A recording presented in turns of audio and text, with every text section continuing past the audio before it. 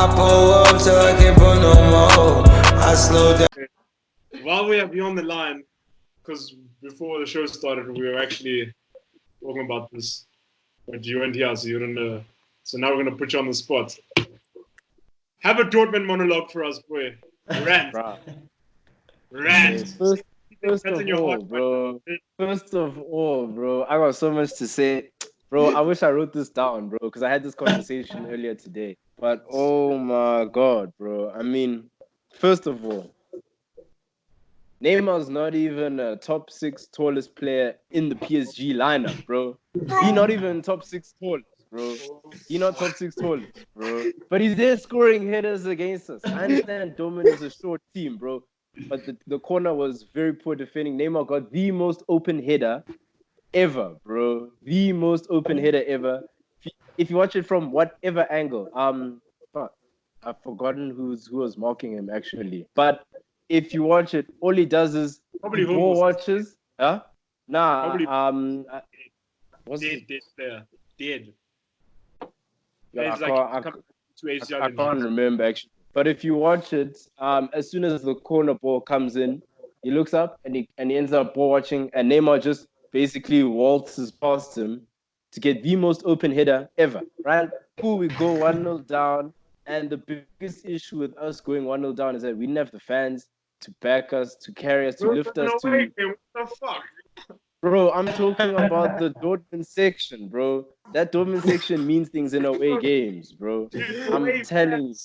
Like the top tier in away stadiums in Europe, bro. Shut up, I'm not hearing this. Okay, wait. Would you rather play in an empty stadium or Yes. You'd rather play in an empty stadium and play away from home. Oh, bro, 100% stadium. No, empty, bro. Bro, and you're hearing, and the whole time you can just hear flares going off outside the stadium because the fans are there to support. You can still hear them, bro. It was whack. Iron fans, bro. Exactly, bro. You can still hear them, bro. But you know what you're doing now?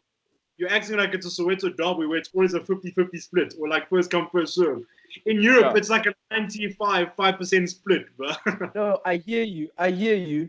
But I'm saying Dortmund doesn't do anything without their fans, bro. Like, if the fans are not making noise, bro, we will not perform. And that's like something that's been happening for the past, 6-7 years, whether we're home or away. There's always someone with a flag there being waved. We can't play drums anymore because that's been banned. Just some random guy waving. All I'm saying is, in the last decade, you've never played behind closed doors, and the furthest you've come to Champions League was once. You got to the final and you lost. So I don't understand this whole the fans make this big difference. I honestly think you're going to lose either way.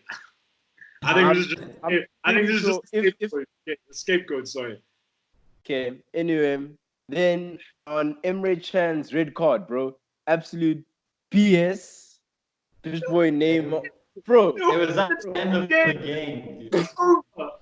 Bro, that doesn't mean he needs to get a red card, bro. Like the red card itself. No, but I'm talking about the red card itself, bro. It's not about the game being over, or even if that happened in the second minute, bro. My reaction would still be the same. It's the principle, bro. That was not a red card offense. Then it affects the game. It's the principle, bro. Yeah, but it's the principle. That's not what I'm arguing. I'm not arguing when it happened, bro. It's the principle, bro. That was not a red card. Okay, wait. Look at it. Tell me that's a red card. Tell me right now, straight up, that was a red card. No. Okay, in all fairness, it was a yellow card. It was the second yellow card, then a red. That's what I'm saying. He didn't go. It wasn't a straight red. He had gotten a yellow card for something else earlier. I think it was the initial. I remember he got a yellow card. Then he pushed Neymar. Then he got another yellow for that. That's what I'm saying. It's not. That's because Neymar's busy lying on the floor for no reason, bro. Like, my boy's there diving, and now he's there. He's milking it, bro. He's milking it. I gotta give it to him. Neymar's great at acting, bro. I give it to him. Nah, bro. He definitely deserved the yellow. He definitely deserved it. But I'm saying, why did he touch him? He knows who Neymar is and what behavior. This is typical Neymar behavior, and he still pushes it. That's what I'm thinking. Yeah, I hear that shit as well, bro. It was a count of his fault. Okay, we lost. Yeah, exactly. I love how it worked. Another away knockout game, and we're speaking about the fact that it was behind closed doors, and Emre Can got a second yellow that literally meant nothing. at the end of the game, and not Bro, it's actually the principle. playing like It's the shit. Yes. principle. Thing is, we didn't even play like. Lose yesterday. Why did you lose that tie? Like I said you would. Why did you lose? Why did we lose?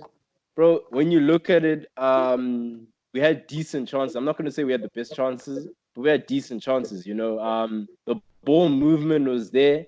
After PSG got their second goal, it was basically like all Dortmund in terms of possession. And we just couldn't find a way through. I won't lie, they clamped up Sancho, bro. Like when you watch the full game, Sancho was in a pocket. I can't lie to you, bro. Holland was in a pocket as well, bro. Hazard had an off game. Those things happen, you know. Like I don't know. I can't point it directly to one player and be like, this man is the reason why we lost. Like Liverpool fans do, you know. I mean,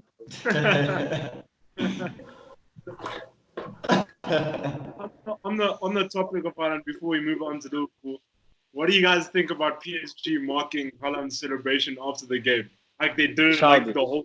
Absolutely childish, bro. Let me go on. Yeah, Bro, I think it's quite zero cojones, bro. Zero shame, bro. It's typical PSG though, dude. They're gonna get knocked out next leg. It just proves that PSG is a small mentality club. The fact that they got rattled by a 19-year-old who has 10 goals and an assist in Champions League this season, right? And he didn't score in the away fixture. I just want to point that out, bro. 10 goals, 1 assist in Champions League, right? And PSG got rattled by that. They did the celebration a total of 4 times yesterday. Neymar even posted on Instagram. He posted a photo of himself sitting there, bro, doing the celebration, bro. How old is Neymar this year, bro? Rattled by a 19-year-old kid. yeah. Come on. Rent I don't free, say it. bro. Rent free. Childish. Rent free, bro. Childish. No, I do. It really is really childish. This kid's like 19 and you have to mock him. It's like almost like a matric, just bullying like a grade 3. What's the value? What's the? I said grade 3, dude. I know. It's like it's. Yeah, speak. Sorry. No, I'm saying it's almost like a matric tuning like a grade note for not knowing how to spell, bro. Yeah. It does show like how small mentality club. I agree. It didn't make sense to me. Like, okay, I don't mind them celebrating like crazy after this. Oh yeah, they finally got through. What the fuck?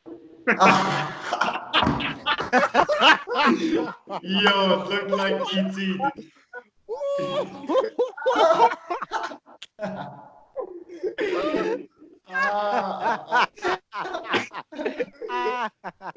Any international tours we may have or will have in the future, what is currently happening is what is called load shedding.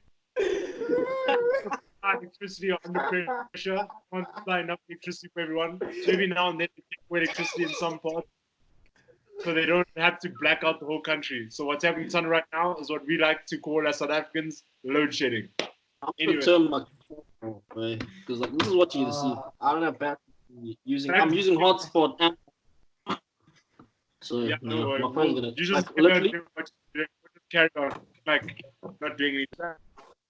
Obviously, that whole celebration thing afterwards, I don't mind them celebrating like hooligans and stuff because yeah, cool. You finally got to a quarterfinal. Yeah, well done. You didn't choke.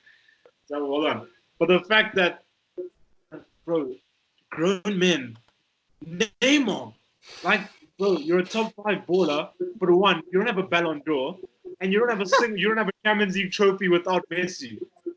So who do you think you are to be like sitting there like mocking a 19-year-old in his first year of being pro? His first year like being like, okay, not his first year being pro, but like his first year like playing Champions League and stuff and like being on the scene. Yeah, breakthrough season, and you're mocking him for having a celebration, and think like, oh my goodness, It's just embarrassing like that, dude. Like even against us, the way they celebrated, dude. Di Maria like drinking the beer, them going off. Then we came back and beat them in the second leg. It always happens, dude. They're gonna get knocked out next round or semi max. They won't make the semi. No ways.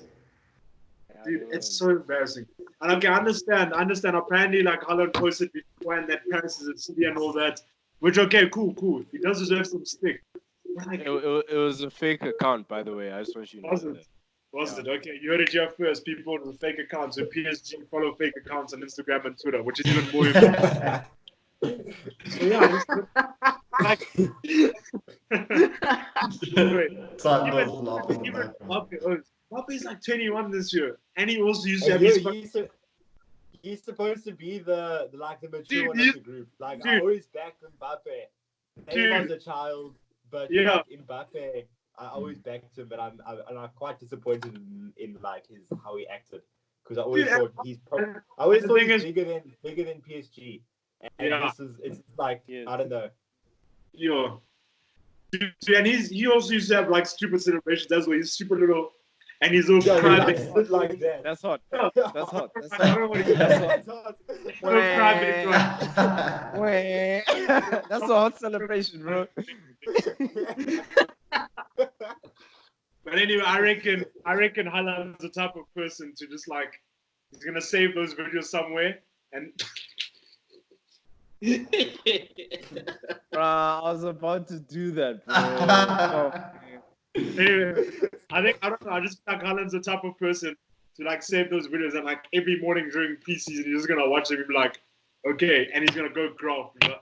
Yeah. And you just Yeah, he's gonna go like wrestle a bear in the forest, Yeah, or, like in yeah, Norway.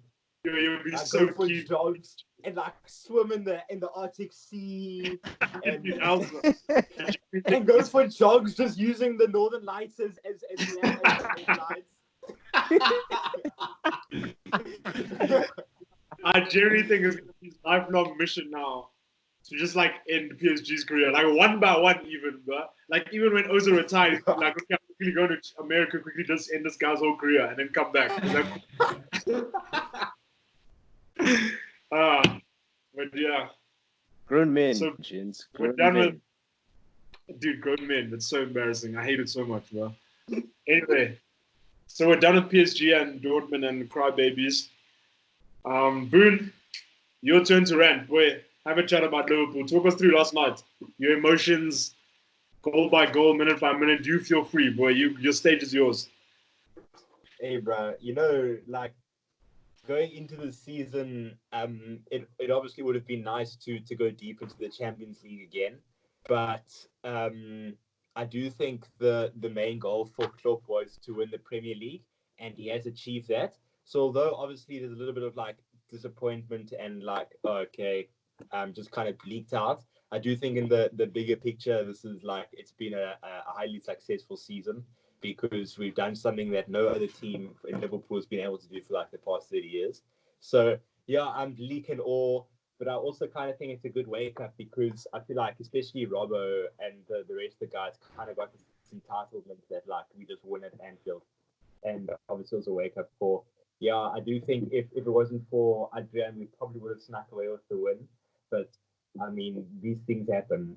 I'm not just gonna just like rage like Paris, because even with Paris, it's like, okay, yeah, these things happen, but it's the fact that like two things happened in the matter of like 90 minutes just doesn't really make sense with Paris. But with Adrian, it's like, yeah, it is what it is. There's nothing really to say about it. But I do definitely think next season you're going to see a new Liverpool outfit, because things like this is, if we just carried on winning, I think I'm scared there might have been this mentality like, okay, we'll just carry on doing this until it stops working. Whereas now it's almost gotten to that stage where it's like, stop working. It still works, don't get me wrong, but like we're getting found out more. So I definitely think next year we're going to make one or two signings and switch up the team, and we'll come back stronger. So I'm chilling. So what do you put the loss down to last night? Like I said, if it wasn't for Adrian, I definitely think that we would have come away with it, because after that, the two goals that happened, like, I mean, Morata's one at the end is like a consolation prize, like it's a nothingness. But Llorente's, it only came off of us, like Van Dijk was literally the only guy back. And then Llorente, I promise he was so caught off guard, Llorente shooting from out there, so far out. So it's like, yeah, as we were just pushing up and we're trying to get the goal back after Adrian's mistake. And I think if that mistake didn't happen, we would have just maybe controlled the game a little bit more and seen it out. So I think Adrian's mistake just set off the whole tempo for the rest of the team, because now they were all like all out attack, which obviously, as we know from all our years playing FIFA, that means that we're bound to concede one or two at the back. So yeah, I think if it wasn't for Adrian, we would have gone through. But like things happen, so we move. But we'll be back. I hear that. Anyone want to add to that or disagree? They also just weren't clinical enough, Liverpool, dude. How many shots did they have? Like 30, 38, No, bro. 30. I don't even know, dude. All Black was crazy, bro. Yeah, but you weren't like Salah missed some stupid chances. Mane could have scored the bicycle, but you know, nah, he could have. I'm just saying, like, I'm just saying if that went in. I'm just saying if that went in. But like, nah, Salah missed some good chances. Yeah, I just think you guys were a little. You could have been a bit more clinical. If you guys just scored two, it would have been. Yeah, for sure. But I mean, like, More. no, for sure. I definitely agree with you. But I think that we got over the line, and then we all had to do is see it out, and then we tripped, and then we were down for the count. So with Bobby, like, as soon as Bobby scored, even Torb said, "Yeah, the game's over. They're not going to concede." And it was just that. And if it wasn't for that mistake, they literally wouldn't have. They wouldn't have. I highly doubt they would have scored. But yeah, like I said, it is what it is. But I really hope this kind of brings some of the players back down to earth, this last little run, because I do miss being the underdog of 2 years ago, where no one really expected us to get that far. Yeah. My take on the whole situation as a whole, so not just last night's game alone, just like this whole project that started being built in 2015. Built in 2015. The whole purpose of getting Klopp was to win the Premier League, because Brendan Rodgers had come so close, and then they gave him another chance next season, and then in October, we're like, it's not working anymore, and we're just not reaching what we were last season. Okay, granted they lost Suarez and that, but they said, okay, let's just change it and let's just start again. And I always thought that their long-term goal was always for Klopp to bring a Premier League trophy back to Anfield.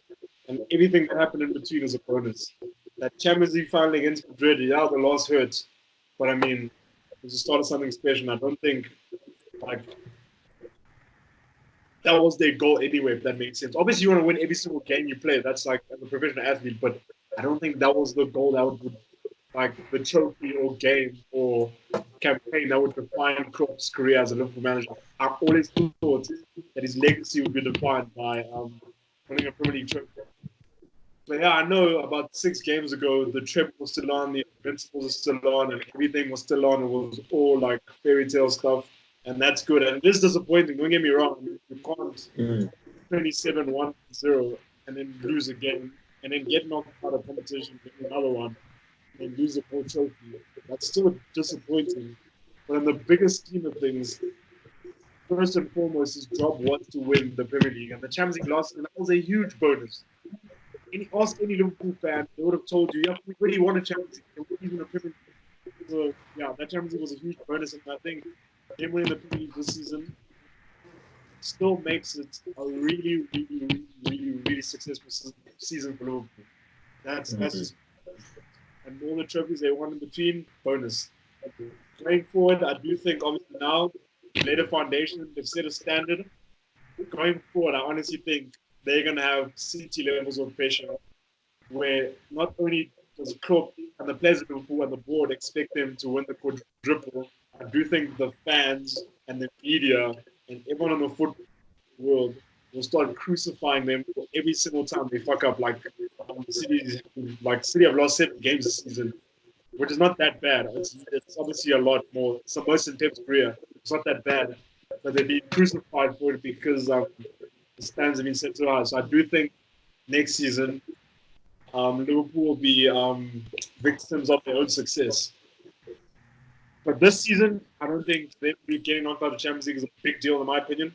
It's obviously it's shit. Obviously, getting knocked out of competitions is shit. And he obviously looks like a bit of an idiot because he played once in the FA Cup and the League Cup to rest players for the league and the Champions League, and now out the Champions League they can't win the gold trophy. So he does look like a bit of a arrogant, I'd say, but just looks a bit foolish. And I still think really, honestly, Liverpool's best season in the 21st century. It's that simple in my opinion. Yeah. That's my take on the whole thing. And obviously, last night I said ready. I know Liverpool didn't take their chances and they should have. That's just football. Like most teams, yeah. I blame Adrian. Yeah, I think honestly think Liverpool, like Atletico will literally know for 95 minutes of that game, they were literally just like running backwards, kicking the ball anywhere, and just like standing there. There's no way they didn't look like scoring, and then Adrian's giveaway just gave them life and deflated Liverpool a little bit because now it felt like we worked so hard to finally get this lead, this dream lead, and then we lost it. And just mentally I think it's done off with. And that's my monologue on Liverpool's season and Klopp's reign as Liverpool manager so far.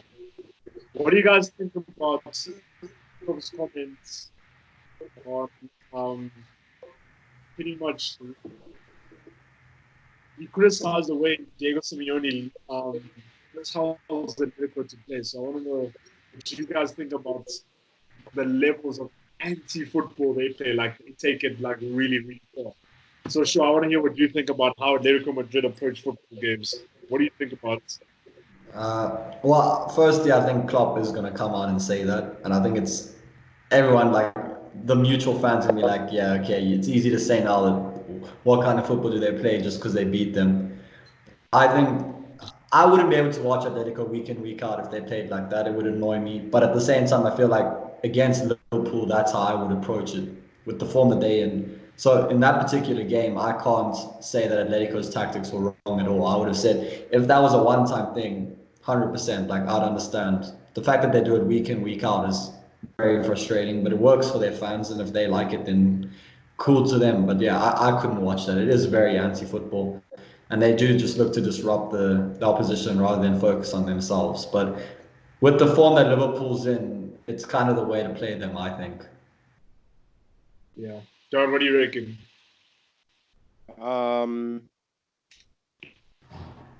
I feel like Diego Simeone set up well, bro. Like it's exactly what Cameron Shaw said. And the fact that if I was playing Liverpool, I would probably do the same, you know. I also feel as though like Klopp shouldn't be criticizing Diego Simeone's style of play, mainly because Liverpool just play cross and hope for like most of the game as well. Yeah, bro, they play cross and hope. I mean, they attempted what 62 crosses yesterday, the most since the 2016-17 season. In a single game, by the way. I mean, Trent attempted 25, and I think he only had like 7 or 6 successful out of his 25. I mean, you can't tell me that's not just cross and hope football like right there. I mean, the stats prove it, you know. Maybe if Klopp set up differently for different games and stuff like that, I would say, yeah, he'd have a point criticizing Simeone's style of play because Simeone just sticks to the same style of play, but so does Klopp. So, I mean, it seems like he's being a hypocrite in a way. You know what I mean? Yeah. On your point about that cross and hope thing, I do. Yeah, okay, 100%. Liverpool, obviously, majority of Liverpool's goals and game plan they come from out wide. I'm not fighting that. That's true. But at the same time, I do think you work with what you're given. And if the team's playing as compact as Atletico do, and they're the best at it in world football, probably best since Chelsea or Mourinho's Chelsea or Mourinho's Porto or Inter sides. I mean, what choice do you have? But to just swing it out wide to Trent and Robertson and be like, yo, do what you do best and just whip these balls into the box. So I do think, although I agree that they did spam across, I don't think they had much of a choice, to be honest. So I wouldn't blame Klopp tactically per se. But yeah, I I hear mean, that. I hear you. Like I hear what you're saying, but Trent as a single player, like just Trent alone attempted 25 crosses. I mean, I know teams that don't attempt 25 crosses over 2 games, you know?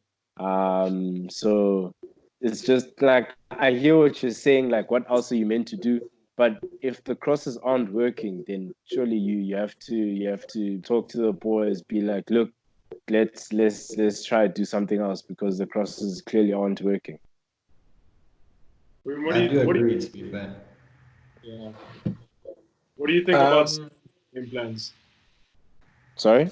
I think that it's just like kind of boring. I wouldn't want like Shaw said, I wouldn't want to watch that every week. And so and what the impression I got from Klopp was, yeah, he's got such good players. Why does he play such defensive football? Well, it wasn't really like, oh yeah, he plays such horrible football. It's more like, but why does he do this? Because he can actually go up and score goals. And you know, Klopp loves scoring goals. It's what he thinks is entertaining, which is right. I mean, I've never met someone say, yeah, I just love it when teams sit back and do nothing. No one's ever said that. So I do think he understands. I do think he knows that people just want to see goals, and he's like, but you aren't even a relegation side, so why are you doing this? You don't have a reason to play like this. That's just how I got it. Obviously, last one was different because they were defending a 1-0 lead and then ended up working out for them. But in terms of the weekly thing, it's like, why? Yeah, I mean, I hate Atletico Madrid as much as the next person. But my issue with them isn't the fact that they sit back. Lots of teams sit back. I understand. Sometimes you just can't match the quality of your opposition. But my thing with Atletico is that they take anti-football to the point where it's like, let's not even play football. Like, let's just disrupt them as much as we can. Leave a bit on their ankles, kick the ball away here and there, push them a bit, get in their faces. And I know people will tell you like toughen up and stuff, but like, bro, at some point it's just like you're sick in La Liga. This is clearly not working. Stop. It's like you're rubbish. Like the fact that no, like the fact that they actually the fact that they because but think about it. Imagine like last night the Liverpool players were quite emotional about like João Felix arriving and stuff and getting kicked and stuff. But it makes sense. Like imagine you're top of the Premier League, having the season of your life, and these guys who are sick are like getting all up in your face, like I don't know. Yeah, can't really explain it, but yeah. My point is, even every time they play Real Madrid, it's a lot of kicking and like it's just a lot of things that detract from the actual football itself. United goal. So that really annoys me. Is Tano still here, actually? He is somewhere. Oh, I'm so sorry. You've been so quiet. You're not even laughing. Would you like to have your say on this topic, Mr. Tando? I'd like to take a second just to actually, for once in my life, this is the last time this will ever happen. I would like to take a moment to dap Atletico. I'll be honest with you. To play a compact game against Liverpool, bro, that takes absolute bravery. I don't know if it's bravery or stupidity, but it worked. I think they executed their game plan pretty okay-ish. It wasn't perfect. There was some questionable moments. Like I was like, "What are you guys doing? Like, what are you trying to achieve here?" But no, I think I admire the way they stuck to their guns and they did what they do best, which is shit on the legacy of football. But anyway, it's fine. Yeah, but they it worked for them, yo, Guys, I've tell got me what a, it reminded me of. I've got a Tell clickbait. me what it reminded me of, dude. Yeah, talk, sorry. What's the You're clickbait just quote? watching it. Okay, yeah. Sandro, No, let Sandro finish it. talk. You can go. Okay.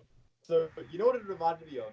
You know when you're sitting there as a child watching WWE, and then it's like some amazing match going on, and then the guy just comes down with the money in the bank. One time over their head, 1, 2, 3, takes the title and leaves. It's exactly what it felt like. Liverpool were attacking the whole game, and then all of a sudden, boom, 1, 2, 3 goals. Out of here. Done. Can I just say, the fact that you're attacking the whole game doesn't necessarily mean that you guys played well. That's what they wanted you to do. It's literally what No, for sure. But just like, yeah, it's just what it feels like. Like I've got that same emotion when I was a child. I'm like, God damn, why is that person such a snake? I'm just saying, the way they set up, they couldn't have expected anything different. If you're going to set up compact against Liverpool, they couldn't have expected anything different from them just whipping crosses into the box the whole time. There's no way they could have expected anything else. Okay, part one of my rebuttal. I agree. They obviously knew what they were doing. They expected crosses. But I 100% disagree with your point where you said that was part of the plan. No, it wasn't. Bro, you can't tell me they worked the whole week talking about, and you can't tell me Simeone was like, okay, boys, this week we're going to play 4-4-2, compact, and we're going to let Liverpool have as many chances as possible, and let's just hope they don't score, and we get one chance and we score. Okay, maybe the one chance, but I bet they were just banging on one chance. But yes, they got dominated. Their game plan did not work. Simeone won't say it now, but one day when he's retired and he has an autobiography, you'll rightly talk about this game and be like, yo, we got lucky. We got that one goal that sent us through. It allowed me to say it worked. But I mean, you can't tell me as a manager you plan to play 4-4-2 compact to be defensive and then give away that many chances and tell me your game plan worked. No way. Yeah, but Tom, what was he expecting then? If he was going to set up like that against Liverpool, what was he expecting? Not that many clear-cut chances, but really good chances. What he was expecting was, okay, we're going to play compact. We're going to listen. Sorry. We're going to play compact.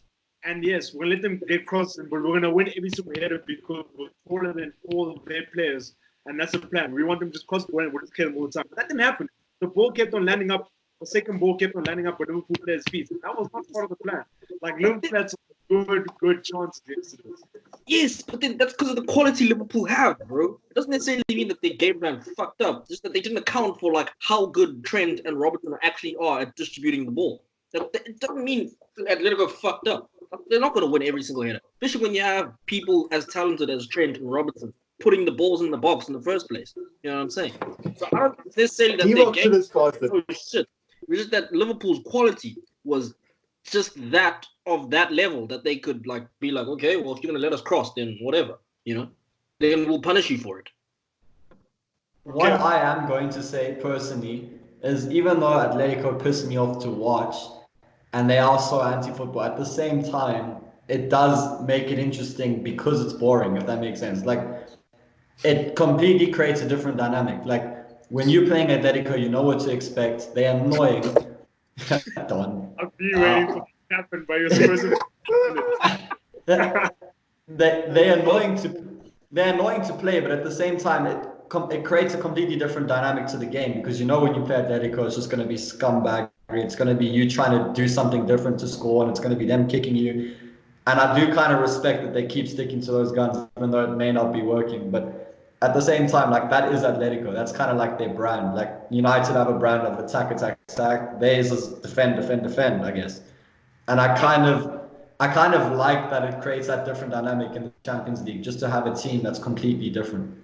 Yeah, every time you play Atletico, it's a nice challenge in the sense that it's like your team has to break this puzzle they've never, or quiz, or like, I can't find the word now, or like safe that they've never broken into before. And it is.